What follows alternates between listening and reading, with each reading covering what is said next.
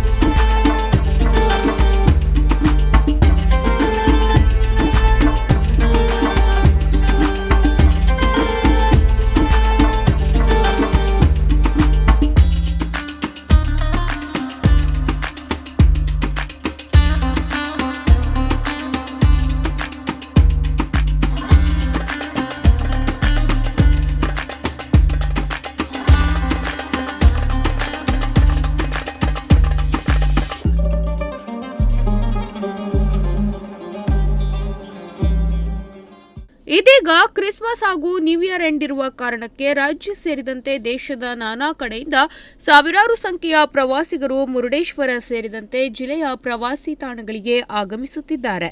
ಇದೀಗ ಮುರುಡೇಶ್ವರ ಕಡಲ ತೀರಕ್ಕೆ ಬರುವ ಪ್ರವಾಸಿಗರಿಗೆ ನಿರ್ದಿಷ್ಟ ಸ್ಥಳಗಳನ್ನು ಗುರುತಿಸಿ ಕಡಲ ತೀರಕ್ಕೆ ಪ್ರವೇಶಿಸಲು ಅವಕಾಶ ಕಲ್ಪಿಸಲು ಜಿಲ್ಲಾಡಳಿತ ತೀರ್ಮಾನಿಸಿದ್ದು, ಮುನ್ನೆಚ್ಚರಿಕೆ ಕ್ರಮವಾಗಿ ಕಡಲ ತೀರದಲ್ಲಿ ಸಿದ್ಧತೆ ನಡೆಯುತ್ತಿದೆ.